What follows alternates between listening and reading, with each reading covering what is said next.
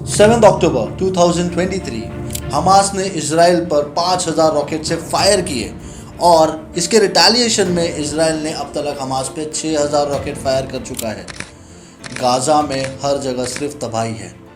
IDF जो stand करता है Israel defence force, Hamas organisation को एलिमिनेट कर रहे हैं और इसके साथ एक फरमान जारी किया 13 अक्टूबर 2023 को वहाँ के जितने भी सिविलियंस हैं वो गाज़ा को इवैक्यूएट कर दें। इसराइल के प्रेसिडेंट इसाक हर्जोग ने तो ये भी कह दिया कि ये ज्यूज के लाइफ का सबसे डेडलीस्ट अटैक था आफ्टर हॉलोकॉस्ट मैसेकर।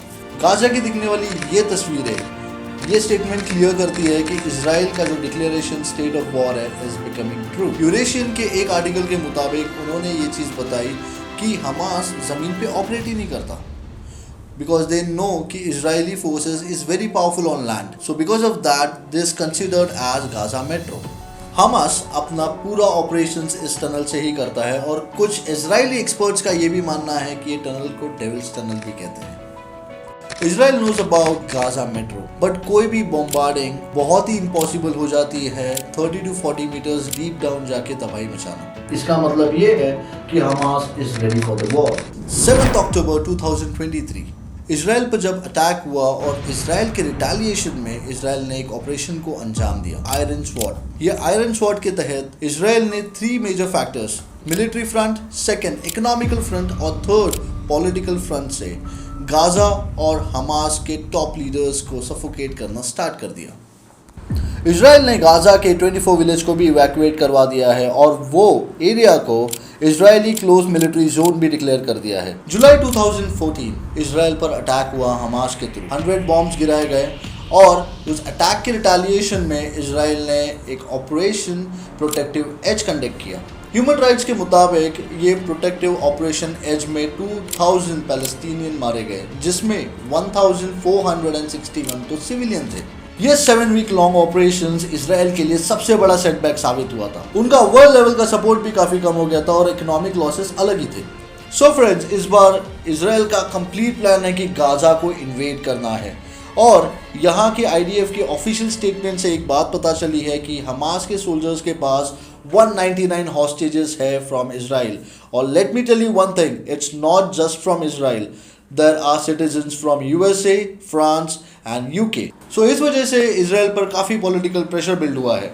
गाइस, अगर हम बात करें अब हमास के बारे में, तो हमास ने अपना पूरा ऑपरेशंस इन गाजा मेट्रो में रखा हुआ है, जिसे डेविल्स टनल भी कहते हैं।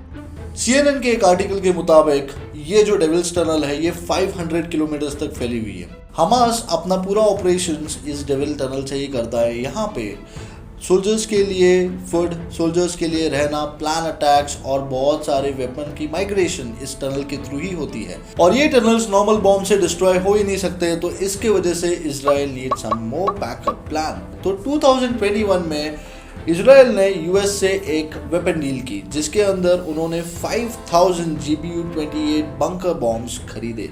ये बंकर बॉम्ब्स है क्या? तो ये वर्ल्ड वॉर 2 में यूज़ किए गए बॉम्ब्स थे, जहाँ पे ये डायरेक्टली हिट करते हैं बंकर्स को। इन्हें अर्थक्वेक बॉम्ब्स भी कहा जाता है।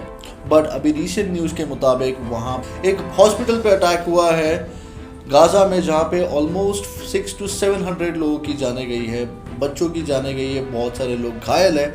यूएस ने इसराइल को बैक करते हुए ये चीज़ कहा कि वो अटैक इसराइल की तरफ से नहीं था, वो जो मिसाइल थी वो हमास के थ्रू आई हुई थी। वेस्ट बैंक के पैलेस्टीन अथॉरिटी ने तो ये तक भी डिक्लेयर कर दिया कि हमास का ये जो अटैक था 7 अक्टूबर वो क्लेम नहीं करते। उनके प्रेसिडेंट मोहम्मद अब्बास ने बोला है कि जो अटैक हमास ने किया है उसे पैलेस्टीनियन अटैक मत बुलाओ, पैलेस्टीनियन को रिप्रेजेंट सिर्फ पैलेस्टीनियन अथॉरिटी करती है। At the end of the day humanity is the biggest religion और उससे बड़ा ये दुनिया में कुछ भी नहीं है। बहुत सारे ऐसे भी लोग हैं जिन्हें पता भी नहीं होता वॉर होता क्या है, but still they are facing that. I pray for the people who are suffering, and जो भी रहे, जहाँ पे भी रहे, सेफ रहे और वॉर बंद हो जल्द से जल्द। Thank you very much. ये वीडियो में मैंने एक अपना परसेप्शन दिया हुआ है।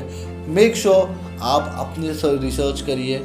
I wish you all the best and I wish कि ये वॉर जल्द से जल्द खत्म हो। Thank you very much.